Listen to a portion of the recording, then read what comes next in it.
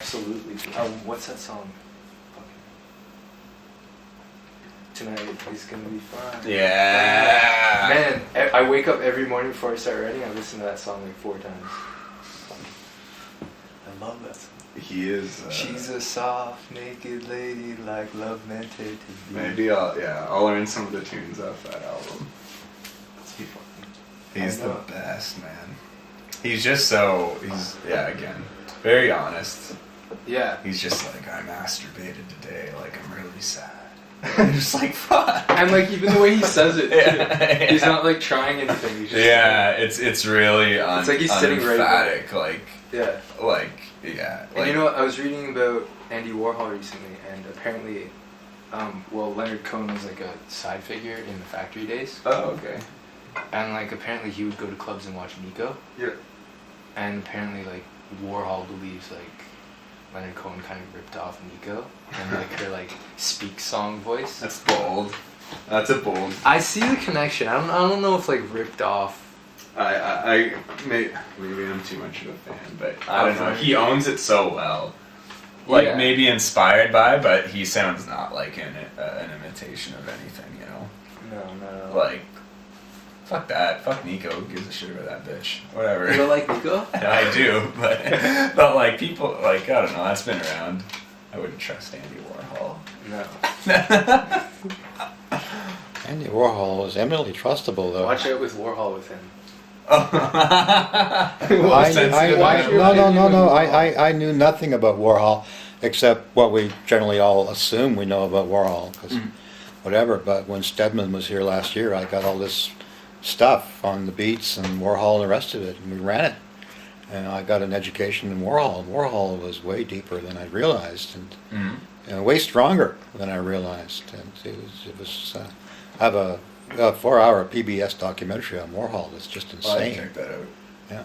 I'm sensitive about Leonard. I can't help it. That's fine. Warhol was, he teams up.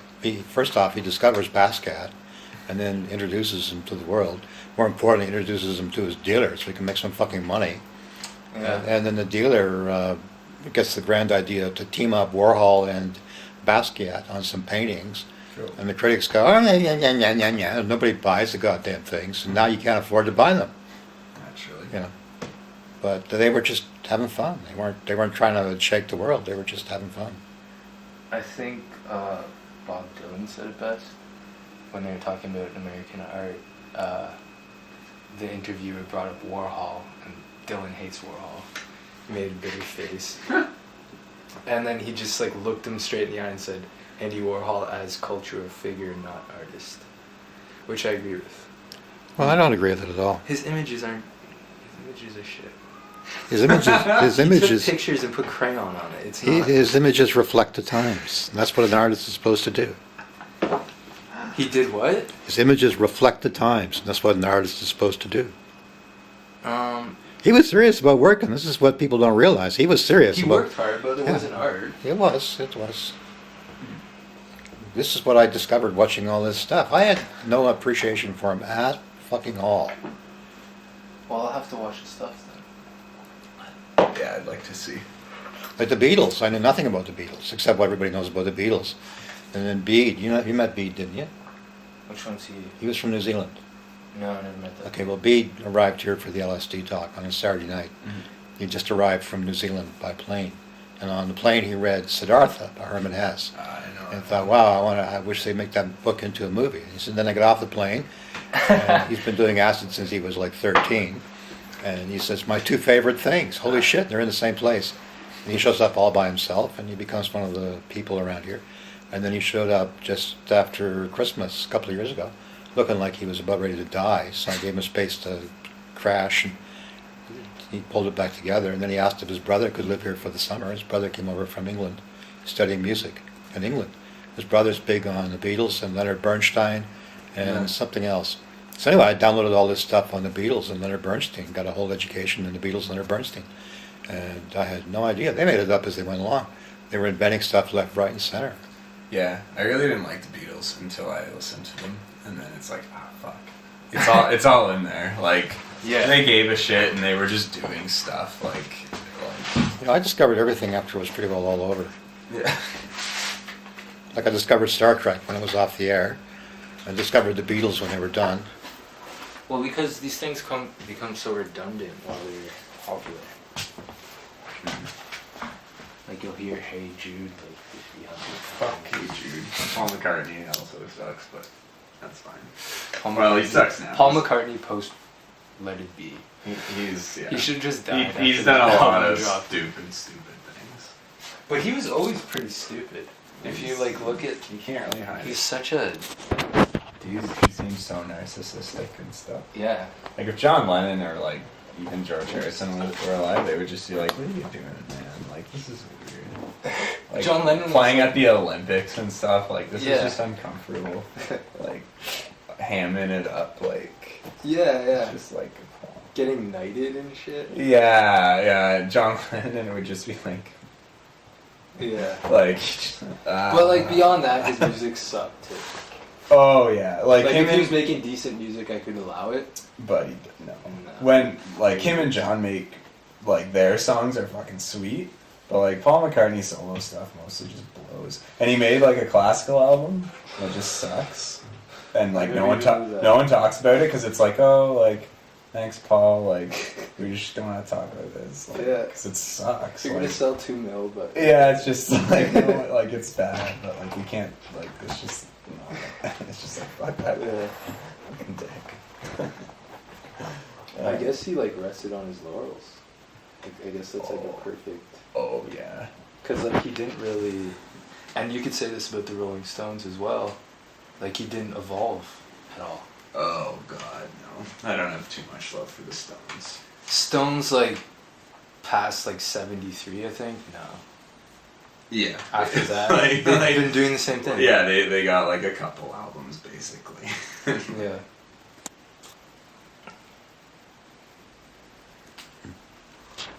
Same with Bob Dylan too. It makes me afraid of like growing old and just like. Bob Dylan fell off like crazy. Have you listened to some of his shit from the 80s? He's just a parody. It's like Bob Dylan. Like doing a Bob Dylan impression. Bob Dylan, yeah. Like he just dropped a new album, right? Yeah. You know that? Yeah, and he did a single like with a video. It's just like things have changed or something. The one I heard is called Duquesne Whistle. It's about like a train, and it's just like what? Like this is like I know you live in $1 million house. Yeah. Fuck you. Yeah. Like you're not riding trains. You should be writing songs about like his maid or something. Like and then you know, sincere. like Leonard Cohen did an interview with Q. You know, like John Gomeshi. You know that guy? No. It's just like a Toronto talk radio show that's pretty famous. But anyway, the host like went over to his house in Montreal and they did like a TV interview. Yeah. And then they're just like in his living room. It's like fucking shitty like this. And you just like hear some noise, and then the host is just like, "What is that? Like, should we be alarmed?" And he's like, "Oh no, like I have some neighbors who don't have like a washer and dryer, so I just like let them do it in my basement." It's just like hell yeah, like. Yeah, I remember because before he did songs, the CBC did like a special on him because he was pretty well known in Canada as a poet. Yeah. And I think they followed him around for a week or something in Montreal, and he was living in this like dingy little hotel. Yeah. And I think a similar situation happened. Like there's a sound, and I'm like, "Oh, what's that?" He's like, "That's my dinner." And he went over to the dumbwaiter. He opens it. It's like an egg and like a piece of lettuce. I'm like, this man is my man. Yeah, he doesn't fake it. He doesn't fake it. I saw him in concert, like, because he did a tour. Recently? Like, yeah. Yeah, okay. He, like, hadn't toured for, like, fucking, like, 20 years or something. And I was like, yeah. And so I went and he's like, I saw him on the second show. It was in Toronto. It was, like, the second time he played in, like, 15 years, you know? Okay. And he's just, like, it's like, he names off, like, this huge list of drugs and, like, pharmaceuticals and stuff. He's like, you know, like opium, Zypraxin, like just like going on, and you're like, what is he talking about? And he's like, I've done them all, and he's like, I would keep doing them, but like none of them work. And he's like, I've been so fucking depressed like all my life. And then he's like, then at the tender age of 68, he's like, I woke up one morning and I saw the sun like bounce off of the bumper of like a car, like the steel bumper, like it sort of just like, you know, light reflects or whatever. And he's like, and then I realized like life is cool, like I don't need to worry about being sad anymore. And I'm like, what the fuck? You do a great Leonard Cohen. Life is pretty great. Yeah, it's just like 68. Just like, well, like you've been through some shit. Yeah. Like if you just, yeah. Anyway, I respect him. He hides it so well though, because he seems so calm, cool, and collected. Yeah, he's so. And then you listen to his songs and you're like, this guy's fucked. Yeah. Not great. fucked, but like this guy's going through He's shit. dark, yeah. That's great. He's got a soft spot for him. Are you a Toronto boy? Yeah. Scarborough. You seen some shit then. No, not So really. I hear. No? No. What I about thought you moved in here, really. That's true. I was living in Ottawa. I just moved nice. to Toronto like 8 months ago. Okay, yeah, you have like an Ottawa. Oh shit. You have an Ottawa feel. Okay. No, I'm fucking with you. I don't even know what that means. Yeah, it's alright. It's an alright place. Not really. I don't know. Ottawa? Yeah. I hate Ottawa. It's got pussy. I don't know, a lot of dumb girls, so it's like something. And that's Ottawa. Yeah. And that's our capital for you. Yeah, there it is. There's like barely 1 million people. I mean, I don't know. They say something like fucking 2 million on the sign, but that's, you know,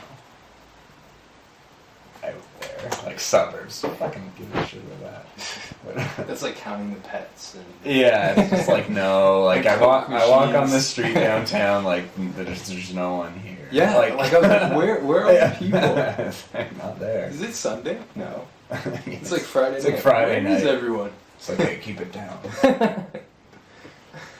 Yeah.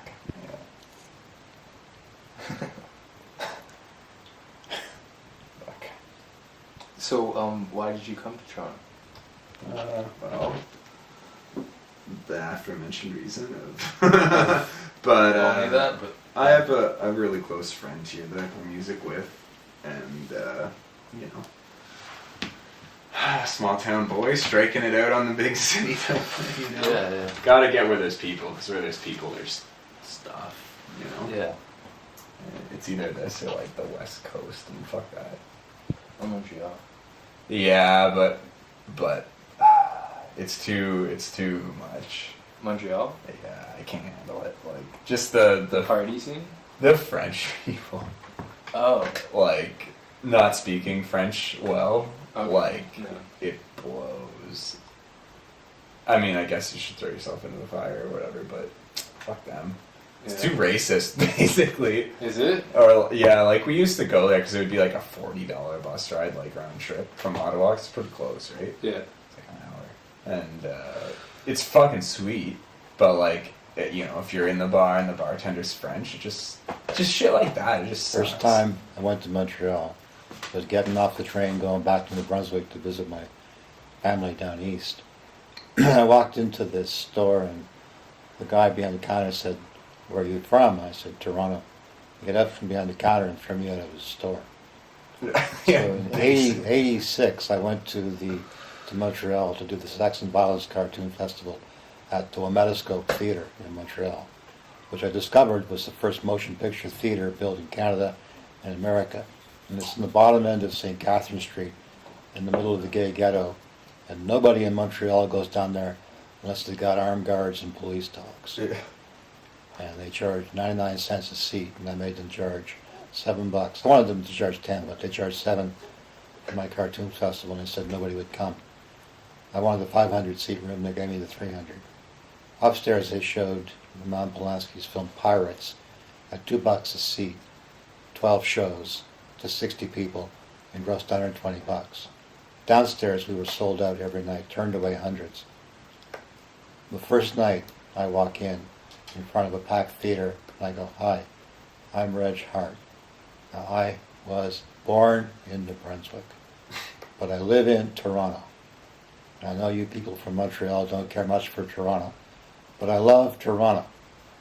I only speak one language, English. If you don't like it, tough. And they leaned back like they had a collective orgasm. And the entire audience said with one voice, "Ah, an Anglo with balls." I do really well in Montreal. It was a great fucking moment, I'll tell you that right now. That was 86? Yeah. The theater was a bunch of idiots. After we're done, the manager said, "Mr. Harvey, complaints about your show." I said, "We had 1,200 people through here, love. I would expect with 1,200 people we had a few complaints. But the important thing is that upstairs in the main room, you pull 60 people over 12 shows and gross $220. Downstairs in this room, we turned away hundreds, needed that room upstairs, which you wouldn't give me. Yeah. Gross close to $9,000. Now, if I were you, I'd be saying, thank you.